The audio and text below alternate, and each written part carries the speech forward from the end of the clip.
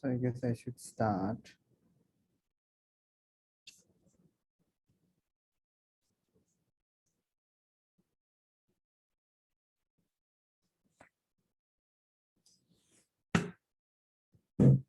So,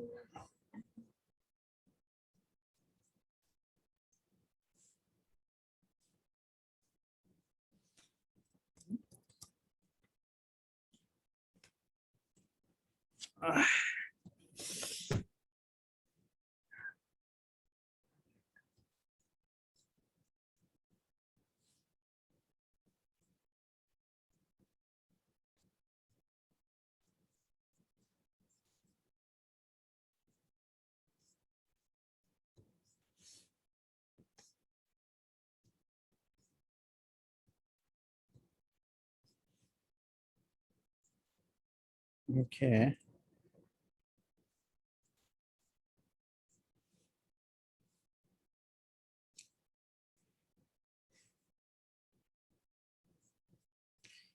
Okay, so huh? Check the message in the chat. Really? That the problem is when I go back, that's happened. I can. So Dr. Tachun, can you read the chat? Because when Yes, I go, I can check the chat and yeah, because when I go on the full screen, sure.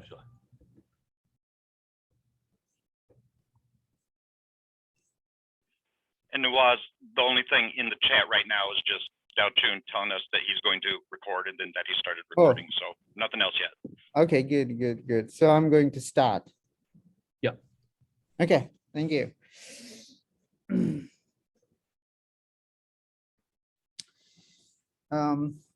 So thank you all and good afternoon for joining in this research seminar. And I'm Dr. Nawaz. So I'm joined with the Department of Computer Science and Information System of Bradley University this fall. So I'm going to give a talk on my research. So the research topic is mobility for tomorrow, connected and autonomous vehicle perspective. So basically, I'm going to talk on my recent work with the collaboration of Clemson University, and then I have some experience with the connected vehicle testbed in NTU Singapore. The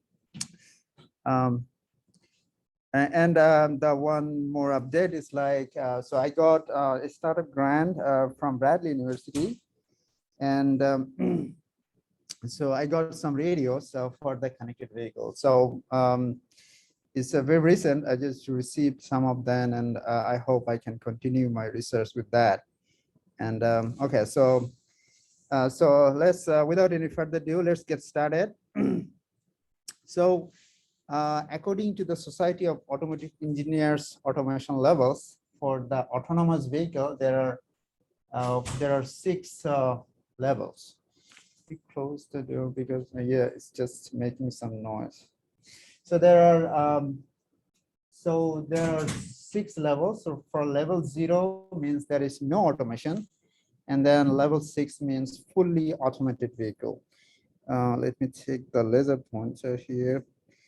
So the level 0 means this is a fully human-driven vehicle, and the level 6 means fully autonomous vehicle. So you don't need to have a driver on the vehicle. The vehicle can do its motion planning accordingly.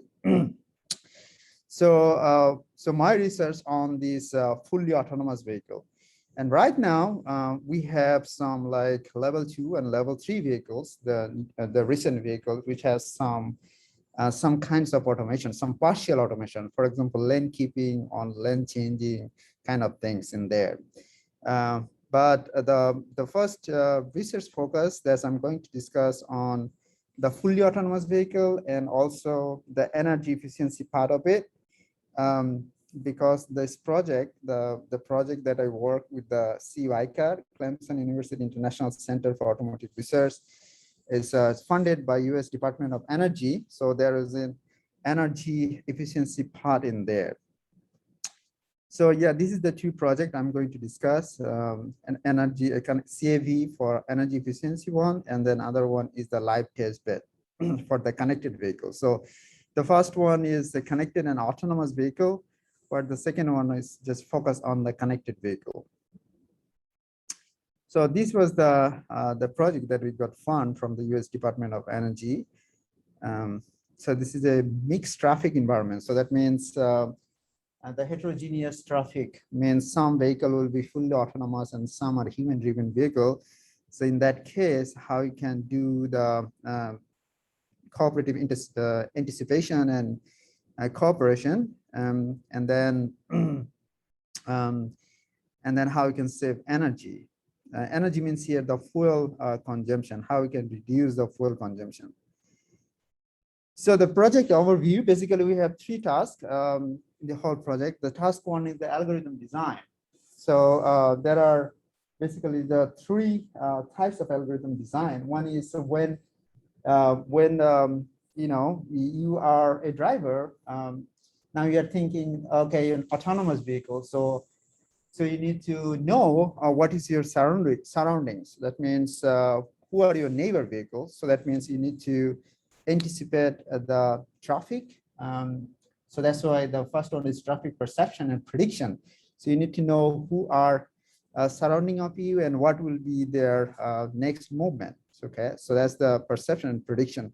And then the other two important things when you drive a vehicle is like lane changing and then lane keeping. So that means the car following distance. So that means the speed of your vehicle and then acceleration.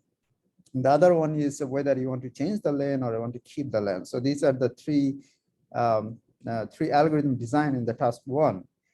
The other one is the simulation environment design. So we use the PTB vsim for generating 100 of simulated vehicles. Is because, you know, the autonomous vehicle is very, very expensive. In this project, we have 2 autonomous vehicles. But I mean, that's so the retrofitted vehicle, but still it was expensive. But whenever you want to demonstrate that how the autonomous vehicle will work in the real world, you need hundreds of vehicles to see the scalability of this one, right? So we have like the simulator for generating 100 of simulated vehicles. So some of them are human-driven vehicle and some of them are autonomous vehicle. And then we did the vehicle in the loop simulation. For the task 3, we do the real-world environment design. So where you have like 2 autonomous vehicle, it's just like we have like 2 normal vehicle and then we retrofitted it to the autonomous vehicle to save the cost. And then we do the vehicle in the loop simulation back and forth with the PTV vsim and the real vehicle. So I'll show you how actually it works in the next slide. So in the task 3, we have like, so the retrofitted vehicle, and then we have done the testing on the ITIC test track in Greenville, South Carolina. And then we did the energy analysis. That means how much energy, it means the fuel has been saved when you have certain penetration of autonomous vehicle on the road. Okay, so the expected project outcome is like our target was to save at least 10% energy gain when you have certain penetration of autonomous vehicle on the road. And this is our first retrofitted autonomous vehicle. So we have initially and converted it to the autonomous vehicle. So this is the robot steering wheel. So that means the vehicle can move autonomously. And it has on the top, it has the DSRC and Wi-Fi and cellular interface so that it can connect to other vehicle or roadside units. And this is the ITIC test track. And this is the vehicle in the loop simulation snapshot. So you can see this orange vehicle is basically the real vehicle. So so we put this real vehicle real-time position to the simulator, and then you see these black vehicles. Those are the simulated vehicles. So although the real vehicle maybe just 1 or 2, but it can see some ghost vehicles. So it's hundreds of ghost vehicles, and then he needs to do is motion planning according to the presence of these abstract vehicles.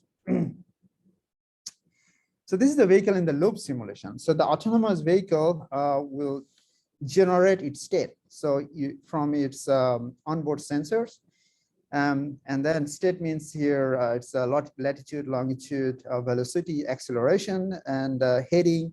This kind of information it will send through the head net. So there are heterogeneous network here. So we have DSRC, Wi-Fi, and 5G. And then send this state to the simulator, vehicle in the loop simulator, where we have the PTV vSIM to generate the simulated vehicles and generate the network, the road network, and the traffic signal, or that kind of things like roundabout, and yeah, so all the roads. So the simulator will do that vehicle in the loop simulation and send all the state of all these vehicles. So all the simulated vehicles and the real vehicle information incorporated, and then send back to the autonomous vehicle. And then autonomous vehicle will do its motion planning according to the presence of these simulated vehicles. So that's the concept of the vehicle in the loop simulation. And we have a nice video in the YouTube. I can share the link if you guys interested to see how it works. So my focus in this, the whole project, I mean, it is a big project. There are 3 professors, 2 or 3 postdocs, couple of PhD students. So because my focus is the algorithm design and the communication part. So I was in charge for doing the DSRC communication, and then the simulator design. So I have developed the integrated simulator for this project, which consists the PTV vSIM for generating the traffic and signals and the simulated vehicles. And then we have the another component is the NS3, the network simulator, for doing the the datagram network. So I implement the physical layer and the MAC layer, and then the other performance metrics calculation, for example, the packet delivery ratio, and also application level reliability, latency, throughput, that kind of things. And then another component is the MATLAB. So the MATLAB is basically helps to real-time communicate between PTV vSIM and NS3. So it's basically there are server and client environment. NS3 run on a server, Linux server, and then PTV vSIM and MATLAB run on a client machine. And then, so after doing this vehicle in the loop simulator, then you send this information to the real vehicle through the wireless communication, either through DSRC or the combination of DSRC and cellular. And then it has the model predictive control algorithm to design its motion planning. And then other important component here is that external driver model. So if you, for example, dynamically you want to adjust the vehicle speed for the simulated vehicle, you can do that using the external driver model, which is implemented using C++ code. So now I'm showing you how the integrated simulator works. This is the NS3 code. And then, so here we use the waypoint mobility model. So the vehicle send their state, like latitude, longitude, and the speed, and sent to the NS3 waypoint mobility model. So now I'm running the NS3 code on a server. Then I'm going back to the MATLAB where I'm initiating the PTV vSIM. So where you will generate the vehicles, how many vehicles you want to generate, and what is the starting position on the network, what will be the speed, acceleration, that kind of things you can give through the MATLAB component object model. And then now you see that it's calling the PTV vSIM. So PTV vSIM, this is the road network. So where we have like 1.5 kilometer straight road. And then it's all very tiny because it shows from the top, because there are some vehicles are generated. It's very small, you probably cannot see. So, and then this is the output is coming from the NS3. And in the MATLAB and the NS3, we are calculating the packet delivery ratio and the other performance metrics like latency, throughput, and that kind of things. So, so this is a real-time simulation between the PDB vSIM and the NS3 and the MATLAB. And and then at the end of the simulator, you can see that how how the performance of your algorithms are, yeah, and how the network is working. So I'm just showing you the NetAnim simulator here. When you have the 50-meter transmission range and the DSRC protocol is working. So this is a very strict protocol. You know, it's just allow only one vehicle to send, broadcast the packet. So we use the BSM packet. So it means basic safety message.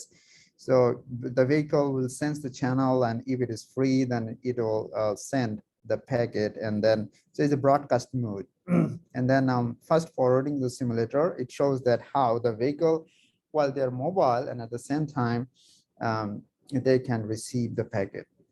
Now, the next one, I'm showing that when you have the 300-meter transmission range, so that means you have more receiver inside your communication range.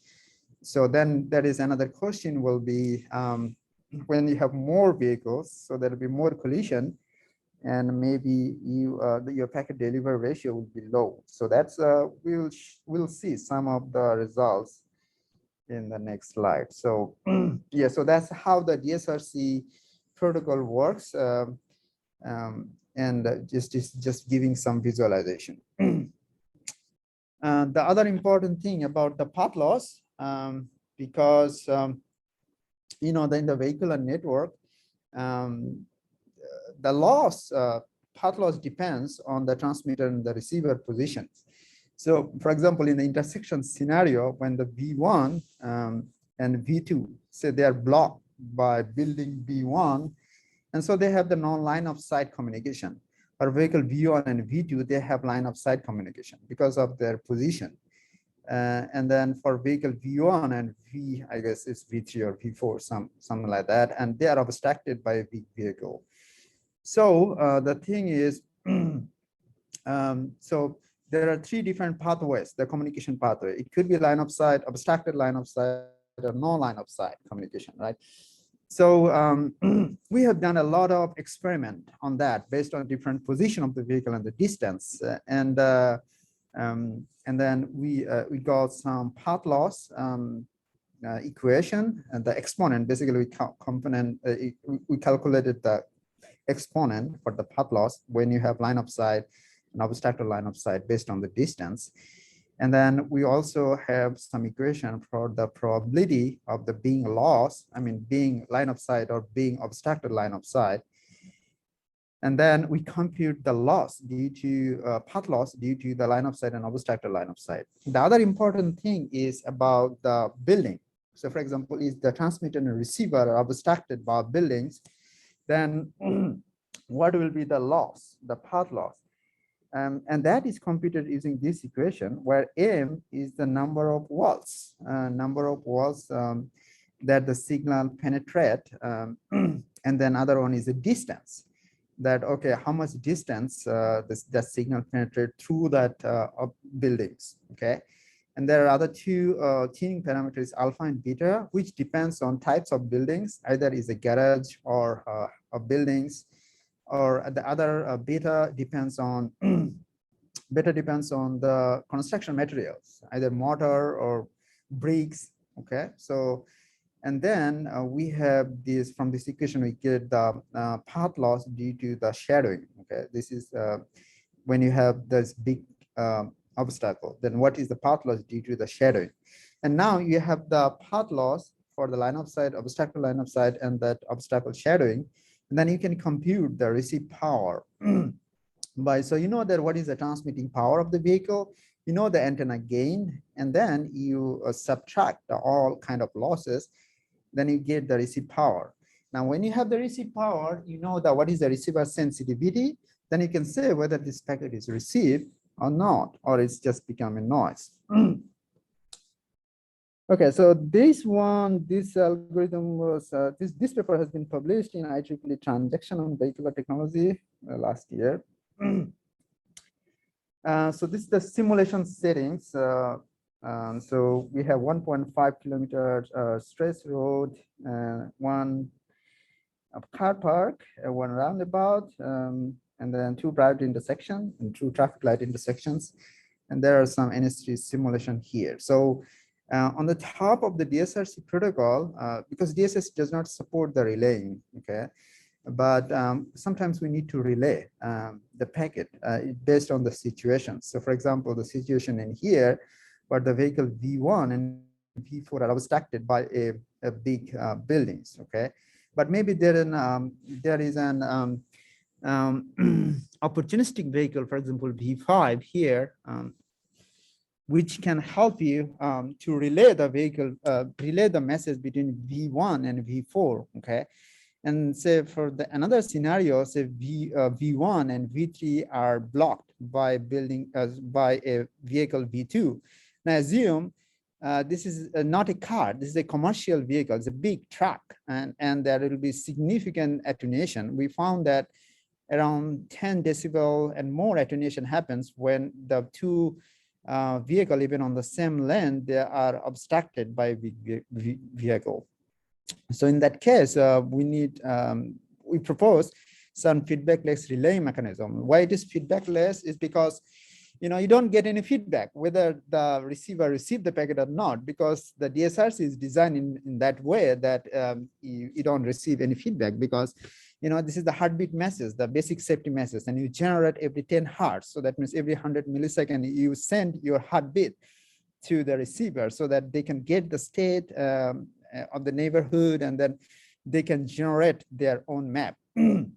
Okay, so we have seen this feedback relaying mechanism performance with different path loss models. So for example, here, so these two line is when you have the line of sight, obstructed line of sight, and non-line of sight communication path loss model. And this is the one when you have considered the our feedback-based relaying mechanism. And this line is for without relaying mechanism. And these two are for when you have the freeze-Nakagami path loss model, not considering the obstacle shading and that kind of things.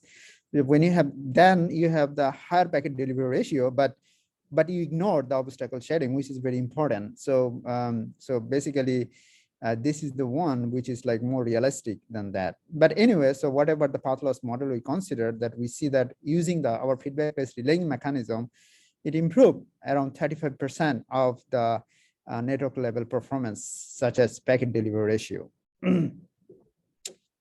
The other thing is about the impact on latency, because when you do the relaying, the thing is definitely there will be some latency, higher latency, because the relaying means, okay, you send the packet and then relay vehicle receive the packet, and then it will resend it, and then the receiver will receive it, right? So there is some more delay, and we have analyzed that delay. What is the latency in there? But yeah, it is higher than without relaying, but it's not much. It's less than 10 milliseconds. So this is acceptable, because we generate the heartbeat message is generated every 100 millisecond time. So the packet is valid for 100 milliseconds. So our latency in the relaying, our latency is 10 millisecond time. So it is tolerable latency. The other interesting thing, we check that what will be when you have when you consider both the lost packet, that means drop packet, and the receive packet, and then which is called expected per packet latency. And then we found that, okay, definitely, I mean, when you have the relaying, you have the lower expected latency, because you have the lower drop packet. And the drop packet contribute more on the latency, because the drop packet has 100 millisecond latency, and the receive packet definitely has the lower than 100 millisecond latency. Okay, so the next one I'm going to show. So this is, for example, the network level and application level reliability with the DSRC protocol. For different applications. So here you see the different T window. So T window means tolerance window, and different application has different tolerance window. So for example, For example, emergency braking light, their tolerance latency, so they are delay sensitive applications, okay? So their tolerance latency is only 300 milliseconds. But for example, the stop vehicle warning, so for example, one vehicle is stopped, another vehicle is approaching, then it has the higher tolerance. If you receive one packet within 1 second time, you may take the alternative route decision for the delay tolerant application. Okay, so but we found that for the delay sensitive application, the DSRC protocol, the existing protocol, does not have higher application level reliability. It's only when the distance between the transmitter and receiver is 150, which is the standard distance that you want to receive at least one packet. When the transmitter and the receiver is 150 meters apart, you should receive at least one packet within 300 millisecond time. And in that case, the application level reliability is only 70%. So that means that the driver experience this kind of intermittent packet receive 30% time, so that means definitely there is some room for improvement for safety applications. And we come up with network coded relaying. So network coded means you combine the packet and then broadcast it, and then receiver can decode it. So that means you actually save, you don't need more number of transmission, and you also save the network bandwidth. And so in that case, we found that our application level reliability, even for the delay sensitive application, is around 90%. Okay. And then for delay tolerant application is almost 100% when you use the network coded relaying. And there are there are two versions of that. One is the dedicated roadside unit to work as a relay node, or the opportunistic vehicle. So these two curves is for the packet delivery ratio. So that means the network level reliability. And these are the dotted line are for the application level reliability. So yeah, so in both the cases, the network level and application level reliability, our proposed network coded relaying has the better performance. And this paper also has been published in IEEE Transaction on Vehicular Technology. So next, I'm going to show some hardware stuffs. So for example, in here, so what is the concept diagram, how the DSRC radio works and how it is set up. So for example, the vehicle has the DSRC radio connected with it, and it sends its state and then the RSU, if you have dedicated roadside unit, it receives that and then send this information to the simulator. And then it will do the vehicle in the loop simulation and send back this information to the vehicle, and then vehicle will do the motion planning. And for that implementation, we use this protocol suite. So for the upper layer implementation, we use IEEE 1609 standard, and for lower layer implementation, the MAC and physical layer, we use 802.1 on P. And this is that how the packet is exchanged. You see that, okay, the receiver is ready to receive the packet, and then transmitter is sending the packet in every 10 hertz. So the state is like it sends latitude, longitude, speed, and then receiver is receiving. So this is a Coda wireless DSRC onboard units. So now the transmitter stops sending and the receiver is not receiving anything. So it's just like kind of a demonstration how the packet is sent and received. But now probably in here, you have seen all the 100% packet is received because they are like very close to each other. But when you have, when there has a higher distance or there are some obstacles, then the scenario will be different. Okay, so next, I'm gonna show some of the slide from the test bed. So in that smart mobility test bed project that I have worked like around 2 years, so we use different use cases. For example, for the connected vehicle. So for example, these two vehicles, they are blocked by a big vehicle, and this is just a one lane, and in the opposite direction, say for example, another vehicle is coming, and then if he wants to try to pass this track, then our connected vehicle network will say, okay, this is not safe. This is the kind of, you get do not pass warning, something like that. And then the other one is, for example, extended cruise control. Say, okay, so like the platooning concept. Okay, so only one vehicle has a driver and the other vehicles are just following that. And we have tested for the extended cruise control. So for example, the two vehicles are going through the cruise, but if there are some other vehicle come in between, but still our network can help to do this kind of platooning thing. The other point where the most times of accident happen at the intersection. So for example, if it's a high-rise building, the two vehicle cannot see, but using our use cases, our connected vehicle environment, we are able to provide information to this vehicle, although the driver cannot see physically to each other, but through the network, they can see, okay, there are some other oncoming vehicle. Okay, so for this test bed, we have covered like 200 hectares area, and it's a very diverse community. The buildings are very different. So there's a lot of challenge to cover the whole campus. So we use like 50 roadside unit to cover the whole 200 hectares area.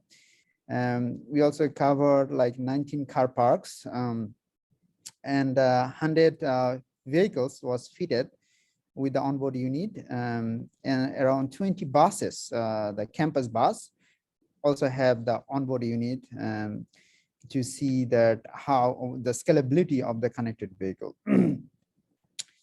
So overall, the testbed architecture is like, we also have the 100+ IP video camera. So the real time, you can see what is going on inside the campus. And we'll also have our own data center where we collect the data and analyze the data, and the video surveillance system and the network, wireless, and the data transport networks are there. And then different kinds of vehicles we have considered, like buses, cars, motorcycles, things like that.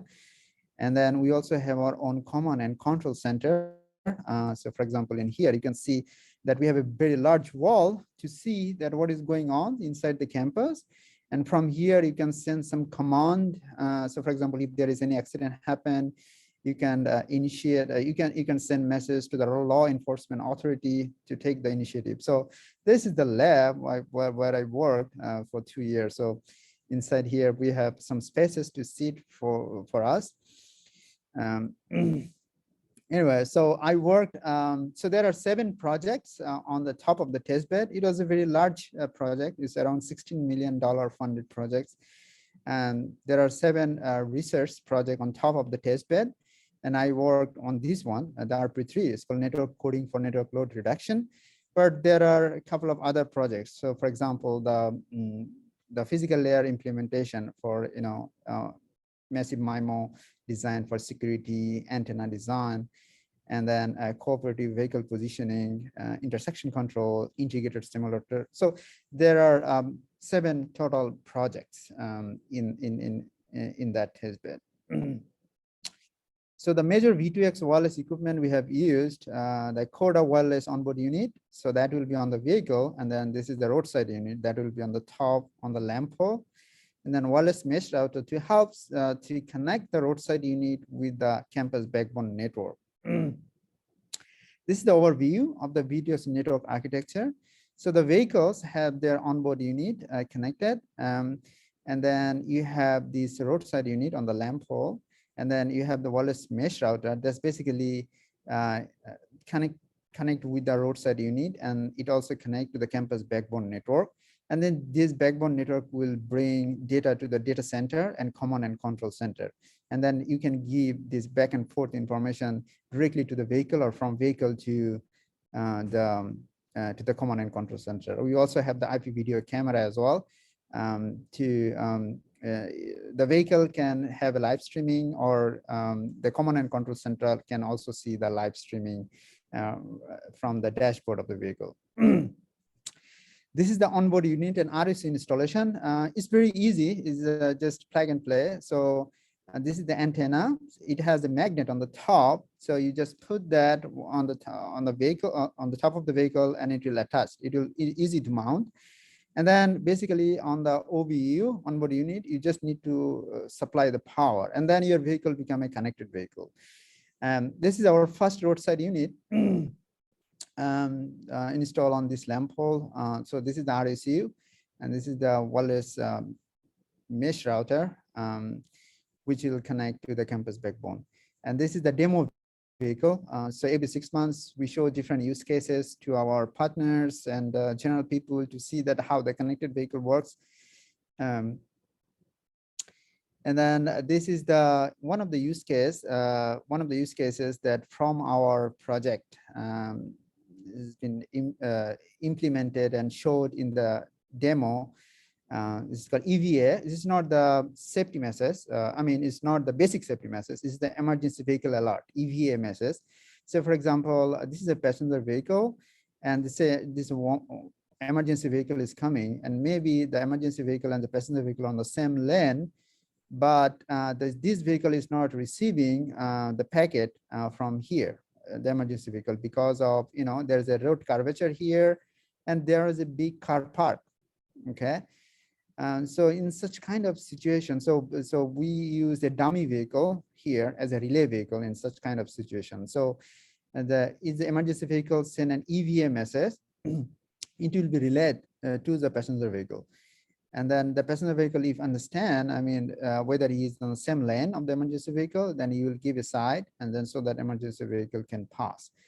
So, and the passenger vehicle also can understand whether it's a duplicate EVA. That means if it is received directly from the emergency vehicle, or it is coming via the relay vehicle. So that's also have been tested on the lab. And this is some snapshot from the ITS, Intelligent Transmission System demo. It shows that, okay, our implementation. So basically what I want to show you that, okay, it's not only on the simulation, but also the concept has been implemented on the real hardware, and we have tested and it works fine. So for the smart mobility testbed technologies, we have used a number of different things, like the network coding. That's the project I works. We also have done some mapping, video analytics, data analytics, cloud infrastructure, platooning, tolling, automated tolling, cooperative intersection, and yeah, there's lots of things we have tried in this project. So there are some use cases video as well available in the YouTube. Now, what is my current research ongoing? So I work on the DSRC, but I also, recently I'm focusing also the C-V2X, or previously it is called LTE V2V. Okay, so it's the cellular network. And then this is the recent paper I published in IEEE Transaction on Vehicular Technology. So this is like using that C-V2X network, what is the performance and how to improve the performance using the resource allocation algorithm designing for the different position of the transmitting vehicle in the intersection case. So the other one I just proposed for the interworking framework for my Caterpillar Fellowship grant, the DSRC and C-V2X interworking platform. So for example, each vehicle will have two interfaces. One is the cellular, another one is DSRC. So DSRC is good for the short range communication. So the vehicle and vehicle, maybe they can communicate using the DSRC, but whenever they need support from the infrastructure, they may go to the RSU or the base station based on the network coverage and the availability, the location of the vehicle. So recently I got the C-V2X, it's called MK6C EVK radio. So from Corda Wireless, I bought from my startup grants, and thank Dr. Tachun and the Dean to give me that support so I can continue my research. Yeah, so I'm going towards like the DSRC and C-V2X interworking framework, and to see that how I hope that it will improve the performance other than just using cellular or using DSRC, because DSRC has their own limitation because the bandwidth is low and there is a communication range issue. The CV2X, I mean, cellular on the other hand has the higher coverage, but the thing is it has already a lot of subscriber, and it also need to support the handheld device, a lot of handheld device, which is the multimedia applications. The thing is, the concept is if you use both of the network and then there is a scarcity of one network, the other network maybe pick it up. So that's the idea, and let's see how it goes. The other research that's I recently published in IEEE Transactional Intelligent Transportation System journal is that like cooperative perception framework design, where you extend the ego vehicle perspective through the cooperative perception from different transmitter. Say, for example, you have the vehicle has their own sensor perception and ego localization. It also receives the V2V communication from other vehicle, and then it will go through a couple of process like IMM filtering and then data association and data fusion. So basically you are fusing the information for the same object from different of your neighbors, and then you get a better picture of that target objects. And then you send this information to your autonomous vehicle for its motion planning. The other direction that I recently worked on designing hierarchical traffic control system, which use a distributed fog computing network where you have the type 1 and type 2 controller, and they're close to the vehicles. And type 1 controller is basically control the straight road vehicle, and the type 2 controller will control, it's not about controlling, it's actually suggesting some motion planning information to the intersection vehicle. And then they are connected with the subnetwork controller, where the subnetwork controller is connected with the traffic control center. And the traffic control center has an overall view that what is going to happen in the next intersection or the further. So it can give you some advice that, okay, how you can plan your route.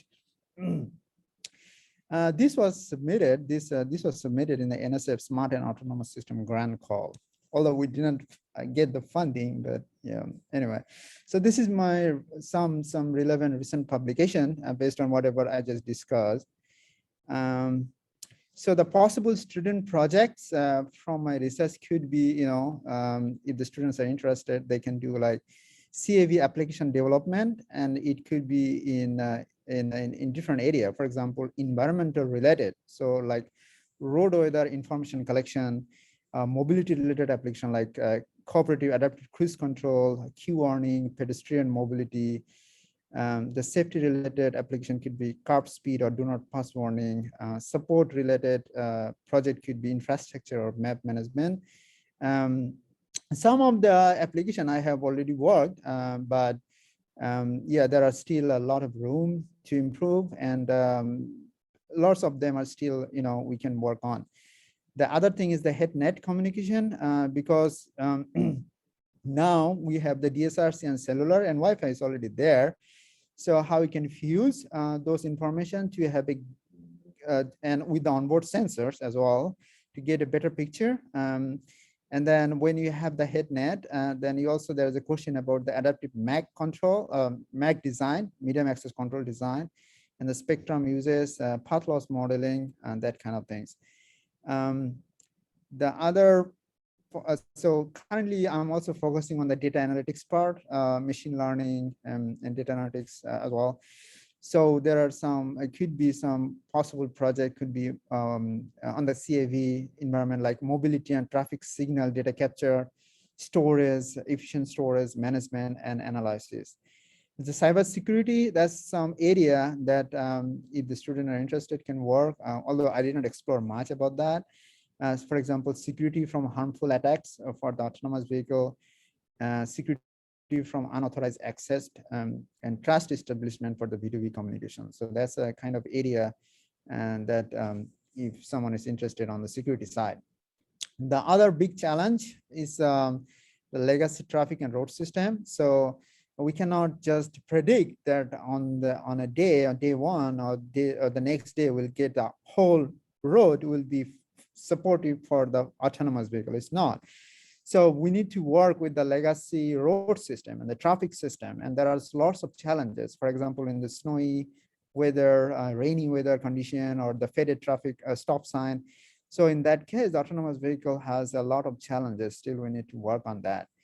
The other thing is about the multimodal simulator design. So where you may have the bus, trucks, and even trains and pedestrian. And so, yeah, there is another interesting direction about developing a simulator. I think I'm done.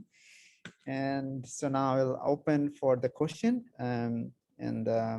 Yeah, I think if you have any question, I'll be happy to answer. Any Okay. questions from the audience?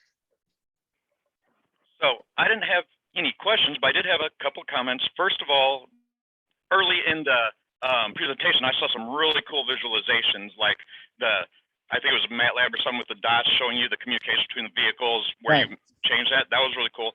And then earlier than that, did you have like a visualization of like an actual map and the cars moving on the map? Right, right. That was really neat. So just kudos, good visualizations. The second thing is for the 10 millisecond V2V latency, I think that's pretty amazing actually, because in the long run, that'll improve safety because Right. humans, we can't even perceive two different things happening in less than Right. 30 milliseconds. Right. And to act upon something takes us 250 milliseconds. So that's 25 times better than a human. Right, right. Yeah, you're right. Absolutely right. Thank you for your comments, Adam. You're welcome. Any questions from the audience?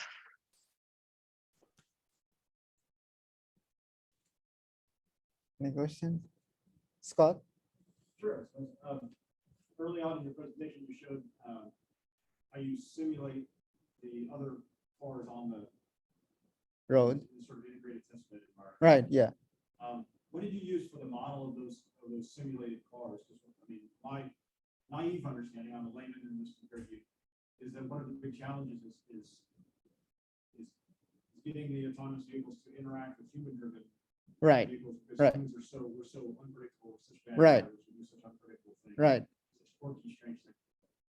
Where did you get the behavioral patterns for the simulated cars? Was it based on real data of people driving, all the sort of quirky, unpredictable things we do, or was it just sort of more like algorithmic kind of? Yeah, so for the simulated vehicle, we have like some well-defined, the vehicular mobility, that how it actually changed the lane and how its speed and acceleration. So there are some, so we use for that the PTV vSim simulator to, so this is kind of a randomness, So there are some algorithm on it, but you can tune some parameters. So for example, you can say, okay, what will be the minimum and maximum speed of the vehicle?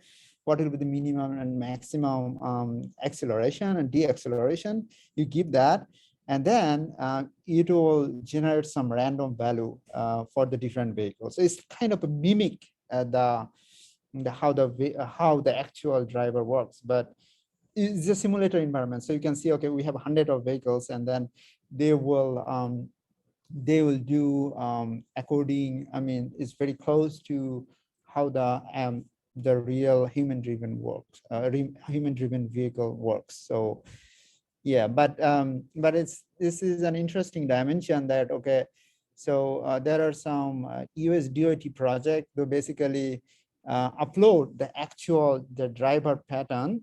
So for example, one of the database NGSIM, which is old, but it's available, it makes available the driving pattern of the vehicle for example, every 1 second. So what is their state? What was the speed and acceleration? So that kind of data is also available. But for this one, we use the simulator one, and which is like algorithmically implemented the driving behavior. Okay, thank you. That's what I was supposed to. Yeah. Any other questions? Okay, if no questions from the others, okay, so In the chat, there's a question. Now, a lot of these was done in the vacuum on the test track. Would a future goal of this project be to take it to the real world? And if so, could this be integrated with our current infrastructure to help improve driving and traffic patterns? Yeah, that's actually a big question, and it has been working. I mean, we're working like initially we started working for the connected vehicle, then we moved to the connected because the connected vehicle. So there are lots of challenges, and it also has been resolved. But now the thing is about the autonomous vehicle. So one thing is autonomous vehicle is like safety, definitely, because the driver will not on control, but the vehicle itself will control. So a lot of testing is have been, I mean, done, and we are doing. And the other thing is about the trust from the people when they see that, okay, uh, we can trust a vehicle that, okay, it will take me from point A to point B, and there will be no accident or no collision. So yeah, so research is ongoing. At the same time, when the people will be ready, and that will hit on the road. So there's a kind of uncertainty in there, but the target is like 2030 could be that we can see the autonomous vehicle on the road. But it will also come from country by country, because when in 2018 I saw autonomous vehicle in Singapore campus, in NTU campus, and we used that for shuttle bus, go from dorm, go from residence to the department. But you cannot imagine in US at the time, because there are so many debates and so many things. So that is another thing. It's about the policy, the government, and whether people are ready to accept that. So, but we are doing research, we are improving so that we improve the accuracy, reduce the collision, reduce the accident on the test bed, and also on the simulator environment. So yeah. I do know one of my personal opinions that it's going to take longer than it should, because humans are bad at evaluating risk. Because currently, there's so many accidents per mile driven by a human. We're going to get to a point where autonomous vehicles are doing better than that, but the people still won't accept it because the cars are causing the problems in their mind. So I think that's going to be one of the big hurdles. Yeah, that's true. That's true. Yeah. Yeah. I think there will be a lot of discussions on the ethical issues. Who should be responsible for the accident. Yeah, that's whenever I attend the workshop or conference for the connected and autonomous vehicle, there is always this thing that so there is a debate that, okay, now there are accidents. For example, there are many reasons for the accident. So one of the reason is, for example, unattentive driver. The driver is tired, or or maybe falls sleepy. So most of the accident happen by the fault of the driver, not about the mechanical failure. Mechanical failure is very less, and almost the 70% of the accident happen due to the unattentive driver. So now we are transferring. So the autonomous vehicle concept, or the driving force, is to reduce the collision, reduce the accident, right? And also the fuel consumption issue will come later. But the main driving force is to how to reduce. In US, every year, if you see the National Highway Traffic Safety Administration website, every year, even if you see the last 10 or 15 years, almost 35,000 people die every year due to the road crashes. And that's the driving force why there are so many investment for the connected and autonomous vehicle, so reduce these fatalities. But the debate is that whether we are going from one dimension to another dimension, whether the autonomous vehicle can really be safe, that we are thinking. So that's why there are so many. So for example, Google Waymo and Tesla, and there are so many car companies, they are doing continuously to improve, and they are running. So it's basically, they show that how many hours those vehicles are running without even any crash, So it's a continuous testing and improving process. And for example, now, when you go from, say, from Peoria to Chicago using a plane, maybe you trust that, okay, the plane may be in autopilot, and it is taking you from point A to point B without any problem, or the collision, the accident is the probability is very, very, very, very low. So when the people will see that autonomous vehicle, yeah, the collision probability is maybe 0.000001%, probably then the people will be ready. But yeah, but as a researcher, we are just working on it to improve the efficiency, to reduce the collision. And that there are ethical issues definitely in there, that who will take the responsibility if there is an accident happen. And then the other driving force for the autonomous vehicle is like, share the car. So for example, so say, so someone does not have a car, he cannot go in the job, or someone does not have a license, cannot go in the job. So, but when the autonomous vehicle is available, maybe it will be shared ride, you just call a car, it will come to your next door to you, you just go and release the car, and it will be available for others. Driver is required. And so that is another, it's a comfort for the people when the autonomous vehicle on the road. But yeah, that's true. There are so many ethical questions come about the accident thing, especially the accident thing, about the responsibility, who will take the responsibility, and who will be the honor of the people. So there are so many things that are in there still need to be resolved. Okay, I have some questions. One is in your slides 23, when you show that there's a car driving behind the truck, and then if you want to pass that truck, and then there will be another car coming in a different Right. direction. So Right. using DSRC, how accurate it is in terms of realizing that these two are actually on the same road, but they're driving in the different directions. I mean, for DSRC, or if you use like Right. LTE or 5G, Yeah.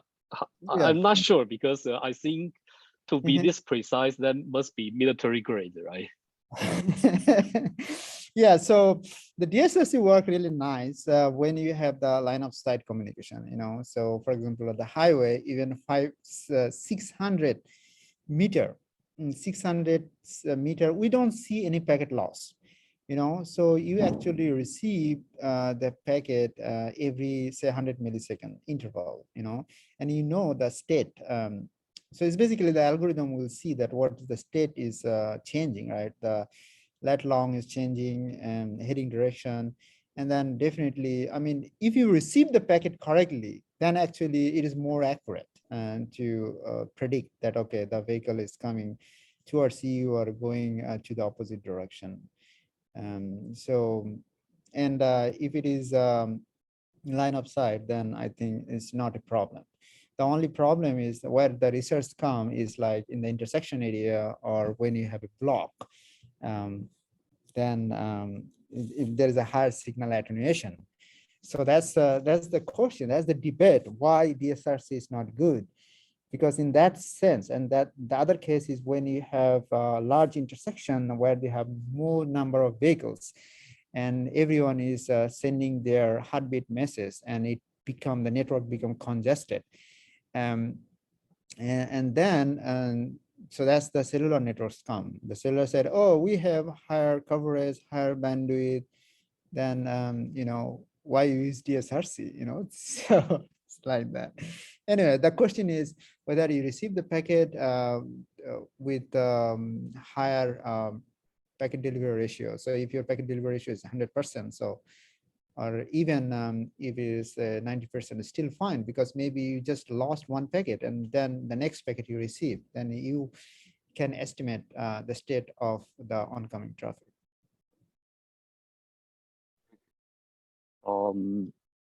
Any questions? Any more questions from the audience?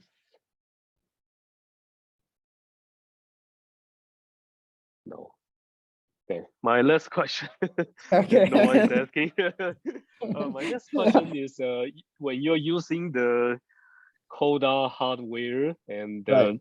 those are just sitting basically in the lab environment. So obviously you're using them to send and also receive signals, but Right. they're in one sense stationary, right?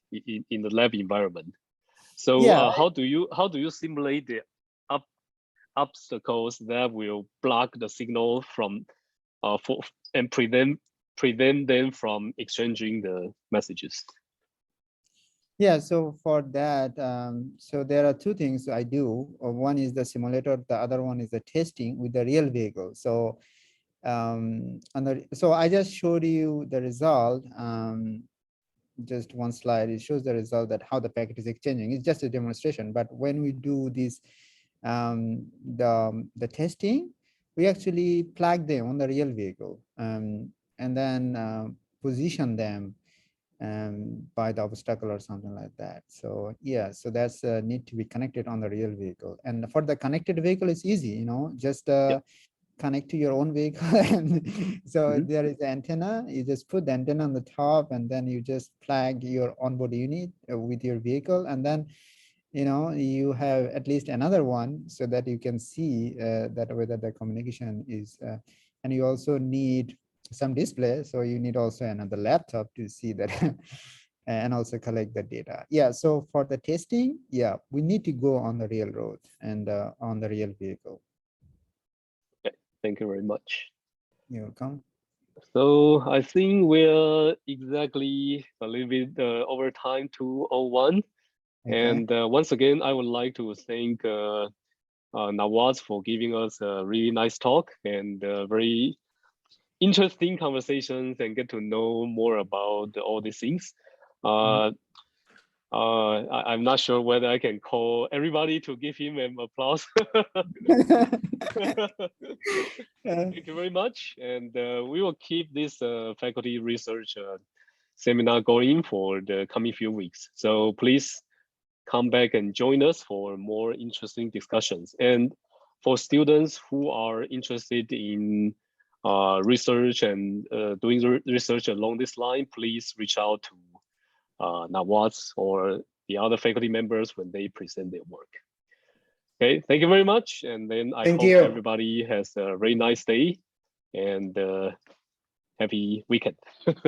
Take care. Thank you everyone for joining. And yeah, it's really nice to, I was really excited to give a talk that, okay, what I'm doing and what kind of research I'm doing. So that if the students are interested, I'm really willing to do some student-oriented, student-focused research.